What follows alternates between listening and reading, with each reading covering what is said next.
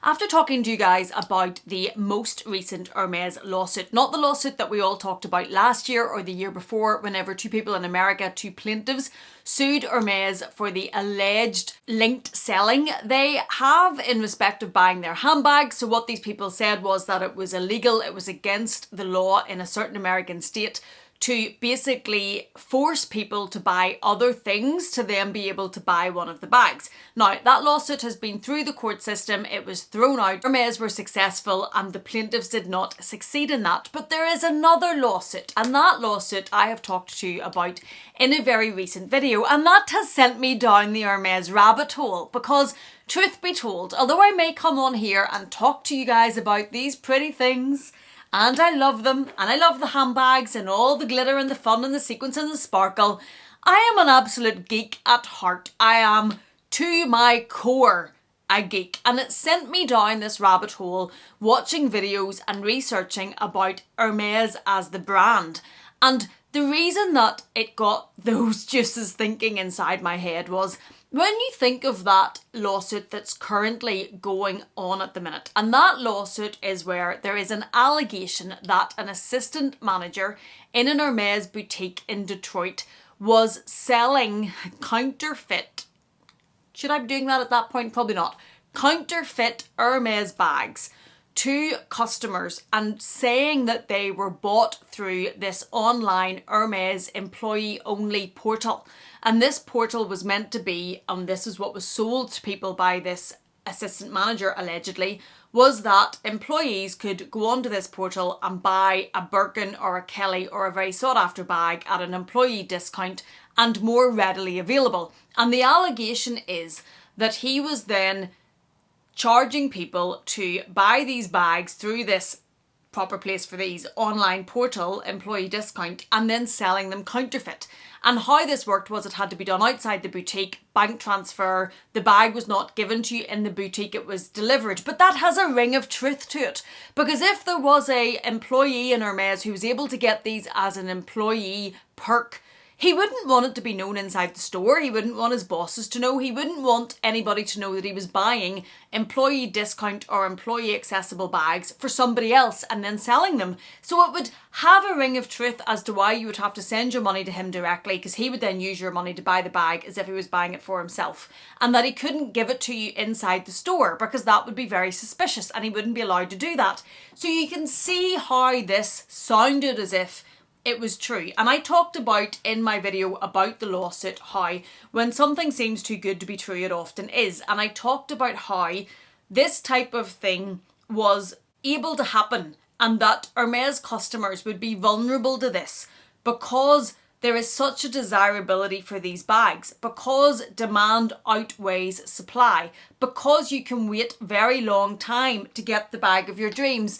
I got this bag from the store. I've told this story many times. 5 years on the wish list to get the Hermes Mini Kelly. Delighted with it. Love it, love it, love it. Would wait another 5 years for another one. But 5 years is a long time, especially if, like me, you're not patient. Now, I live in the UK and Ireland. That is the wish list system. So you are not actively spending and buying, unless you want to buy things, to have a pre-spend, if that is what other places do. You're not doing that there, but it was still a very long wait. So you can understand how, if you're in a store where you had to buy lots of other things, pre-spend, have a ratio is the word, Amelia. You have to spend, say, 2 times the amount of a Mini Kelly to be able to get a Mini Kelly and other things. And you're waiting, you're still not getting your bag. And then the person you work with and you trust in the store, the assistant manager, says to you, I have a way for you to do this. Let's do this. I will allow you to use my employee code, my employee discount. I'll get it for you, get the bag. Hey presto, you think you're winning at life when it comes to the Hermes lottery. But wasn't. All it was cracked up to be was counterfeit. And that led me down to thinking, Hermes have got some system going, some marketing system. They are the top of the chain when it comes to marketing and how they maintain their brand. And it led me to a video that is on YouTube by CNBC, and I will link it down below. And this video is talking about how Hermes are bucking the trend, how they continue to rise, how they are keeping their brand up here. Whenever we are in the middle of an economic downturn and a luxury downturn, if you shop regularly on Bond Street in London and you're talking to the sales assistants in there, they will tell you that sales are down. Footfall is down. They are not getting the same amount of spend. They are not getting the same amount of customer. Things are sitting for longer. And that is happening in the big stores. And I'm thinking of Louis Vuitton. I'm thinking of Chanel. I'm thinking of the Kerring group, which is Gucci, LVMH. There is a downturn, and that is being reported in the business world significantly. Hermes are bucking that trend. They are not seeing the same downturn that the other brands are seeing. And the downturn, and I find this very interesting, geek at heart, as I said, the downturn in luxury goods, in my opinion, is not just to do with the economic downturn, and it's not just to do with the economic climate. I think a lot of it is also to do with customer fatigue. I think we are fed up seeing the same designs being recycled. I think we are fed up seeing the lack of creativity. And there are exceptions to this, of course. But I think we're fed up seeing the same things coming out with slight tweaks or very slight differences to them. And there's fatigue coming because, let's be honest, us as luxury consumers from lockdown went a bit crazy. And shopped lots. I certainly shopped lots, and I know from being in this community, talking on YouTube, watching YouTube, that a lot of people went a little bit spendy crazy in lockdown, because what else could we do? We were like caged animals. And we bought a lot more. We bought a lot more handbags. We bought a lot more luxury goods, a lot more Louis Vuitton, a lot more Chanel. And what that did was sparked in the brand. Oh, look, brands. Oh, look, they're all shopping. Do you know what we'll do? They're all spending lots. Let's put our prices up. And boy, did they put their prices up. So as well as having this peak in lockdown where we were all spending and shopping so much more, because what else could one do with one's time? Then the world opens up again. And we all start to travel again, and we all start to go and do the interests that we always had, and we do the things that we were doing that kept us away from the shopping, and we put our funds to the things that are keeping us happy outside of luxury shopping. That is going to contribute a bit to the downturn. Add to that, as I've just said, the brands caught on to all this spend and put the prices up, up, up and up. Some of the price increases that we saw over that period of time are quite frankly sickening. And I have videos talking about this when they came out. Chanel, Louis Vuitton, the price of Chanel bags, they went up 20 and 30% in a go. It's crazy. And that has to then slow down the shopping. It has to annoy people, piss people off, let's be blunt, and also think, I'm not going to spend that for that bag anymore. That bag would have to be very, very special now for me to spend that amount of money. And what that done, whenever there is then less demand for those brands, talk LVMH, talk Kerring, talk Chanel, Louis Vuitton, let's use those as examples. When there is less demand for those, the bags are sitting and you're not keeping that hype going. And there's exceptions. Murakami was an exception. Of course there's exceptions. But you're not keeping that need, that demand going, but your supply is still there. And that has had knock-on impacts to the luxury market, and it has slowed down. Tie into that the world going crazy, lots of bad things happening, the economy suffering, and there's not the same disposable income, there's not the same want to spend your disposable income on those things. Hermes, though, seem to be the exception. In this interview, and I will link it down below, is very interesting. And they have analysts on that talking about why they think this is happening. And it is interesting. And what they're saying is that Hermes have managed to stay desirable, exclusive, very expensive, but they've managed to stay the status brand. They have managed to not fall into the, oh look, everybody's spending lots of money. Oh look, everybody wants to buy our bags. Let's mass produce them. And let's be honest, when we see mass production, thinking again Louis Vuitton and Chanel, quality generally declines. We see the prices going up, we see the quality going down. Hermes didn't fall for that. They didn't do it. They didn't say, let's take advantage of all these people that want to buy our bags. Let's make lots and lots and lots of them. Let's cut corners. Let's do it quicker. Let's use lesser leathers. Let's use lesser craftsmanship. Let's mass produce. Let's feed the masses. Let's meet that supply. They didn't do it. And in the passage of time, now seeing this work through, weren't they the smart ones? They have maintained their exclusivity, they have maintained their standards, they have maintained their brand. And while we're seeing LVMH, Kerring Group declining, people turning away from it, shopping less, spending less, Hermes are standing steady. And in fact, they're growing. They are going against this trend of this luxury downturn.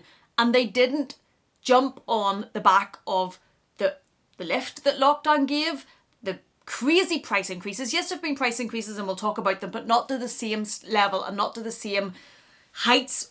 And you didn't get your crippling and crumbling quality at the same time. This report says that Hermes revenue is made up about a quarter or 25% by their handbags. We all know that, well, like, hello, we all love the handbags. If you're an Hermes lover, handbag lover, you love them.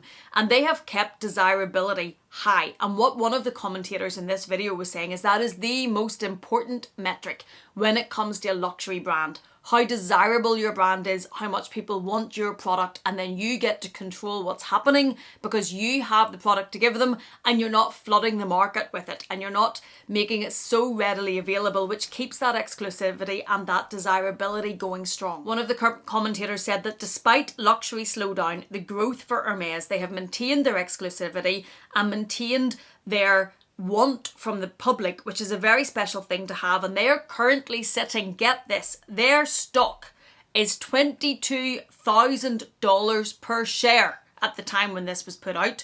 And that gives them a market cap of more than 233 billion. That company is turning profit. That company is profitable. They have mastered the luxury game.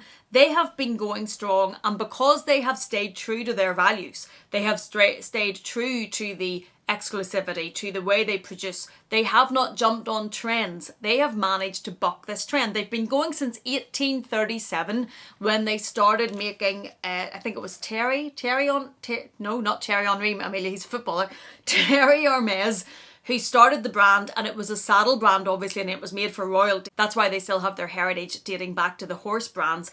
And they moved into the current flagship store, I believe in 1880, where they have been on Saint Honoré in Paris since, and that is where they have stayed. They have the Birkin, they have the Kelly, they have the Constance, obviously they have other goods as well, and they've kept that level of craftsmanship going very, very strong. They also do not bring in brand ambassadors, so they're not spending the same amount of money on marketing, they're not spending the same amount of money on brands, ambassadors. They don't have to. The way they have set up their brand, the exclusivity does it for them. They don't need to spend that sort of money.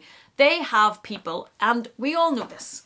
It was the first lawsuit we talked about at the start of this video that spend on the pre-spend allegedly 2, 3, 4 times what the bag costs before being offered the opportunity to buy the bag. And I know a lot of people don't like that. They think you should be able to go in and buy whatever you want, but this is how Hermes do it, and this is how they've kept themselves exclusive. And there are many people spending multiples of the price of a bag to then be offered the opportunity to go and buy one of the bags, which is what you probably ultimately wanted in the first place. Now, don't get me wrong. I buy other things from Hermes, a lot of their fashion jewellery. I love it. People love their silks. People love their jewellery, their homeware. I love their homeware. So yes, a lot of us are still buying the things that we want, but you're buying other things before being offered the opportunity to buy the bag. Adds to the revenue, adds to the turnover, adds to the exclusivity. Hermes have always stuck to what they're good at. They did not buy into the streetwear trend. They don't really buy into trends at all. In fact, apart from changing the materials that certain things are made from, they haven't really introduced any real innovative or new designs in a very long time. But they don't have to. They have stuck to what they're good at. They have stuck to the bags, the silks, the things that people love. Yes, they've maybe brought in new different ways of doing it, new colours, which they are fabulous at. But they haven't followed trends or streetwear, and what they have done is maintain their brand at that height. They've maintained the desirability, they've maintained the exclusivity. Most people still want a bit of it, and that is allowing them now not to fall the same as these other brands are whenever there's this economic and luxury downturn. They are not seeing the same results that LVMH and Gucci are. They instead are seeing their brand continue to grow. When you see how Hermes have kept their brand at its height and its desirability and their stock at what their stock is at, it shows you why they fought so hard. Whenever Bernard Arnault, the head of LVMH, was buying up the Hermes stock, and I think at one point he had close to 20%, it shows you why Hermes came out so strong against that, to stop the head of LVMH buying up their stock, to stop him getting a very strong foothold in their brand, to stop him being able to get that control or that voice into their brand and how they work their brand and how they use their brand. And now I think that that has been put back to some members of the family maybe having a very small stock holding when it comes to Hermes, but certainly that buying up of the stock is gone. They fought it so hard, and you can see why, because they didn't want their brand to become aligned with the types of brands of LVMH. I say this as a Louis Vuitton lover, but they didn't want that to happen, and they didn't want to be on the same footing. And that, I think, speaks volumes to how they want to maintain and protect their own brand, their own heritage, and their own exclusivity. We are in a period of economic downturn and luxury downturn, and LVMH and Gucci, being the Kerring group, have seen declines in their profit margins. They have seen their sales and their turnover go down, whereas that has not really happened for Hermes. Hermes are staying strong because they have maintained their own brand and they have maintained that exclusivity, and they do it so well. One of the things I do think has helped them and fight this trend is when we talk about those price increases and that luxury consumer fatigue that we talked about earlier in the video. Since 2019, when everybody went and shopped lots in lockdown, the prices for Louis Vuitton, Chanel, those types of brands, on average have risen by 30%. That's huge. Whereas the Birkin has risen by 16%. So yes, Hermes have put their prices up, but they have done it more modestly, they have done it more quietly, they have done it in more staged steps, and they have not had the same headlines of classic flat being £4,000 and now being £9,000. That hasn't happened, so they haven't suffered the same sort of backlash from the consumer, and they haven't, the people that were able to buy their bags, they haven't really outpriced them. If you were an aspirational shopper and were able to reach, say, the £4,000 for a classic flap, having worked hard and saved like I was when I bought mine, and it's now £9,000, that's a huge difference. If you're buying an Hermes Birkin, and it was 7,500, but it's now 8,200 or something around that, not quite priced you out if you were at the level that you were able to buy that bag in the first place. I think this is fascinating. I think how Hermes, and taking it in light of what we're talking about with this current lawsuit as to how people are so desperate to get their bags, it opens you up to something like that scam. I think how they have maintained their brand, what they have done with their brand, how they have stayed timeless and exclusive is fascinating. I think how they are continuing to grow while other brands are decreasing is fascinating, and it just shows you they stayed in their lane. They know what they're good at. They stuck to what they're good at. They stuck to their business model. They kept producing very high quality goods. They didn't jump on the bandwagon of price increases. They didn't jump on the bandwagon of let's mass produce to meet the demand. They stayed in their lane, and they're still excelling in their lane. And I, for one, think that this is fascinating, and I'm going to continue to go down this rabbit hole that the lawsuit has set me on and keep looking at this stuff because I find it's really interesting, and if you have a business mind at all, how they have managed it and run it, I think is I hope I haven't bored all of you with how interesting that I think this is. But when we see the sales and luxury going like this and we see Hermes going like that, I think it's something worthy to take note of. Thank you for watching this. I hope you have found it entertaining or interesting. If you have, please do consider giving it a thumbs up. If you haven't yet, please do consider subscribing. And if you're not done with me yet, I'm going to leave another video for you on the screen to enjoy. Thank you so much for being here. Thank you for watching me. Please take care, and I will see you again in the next one.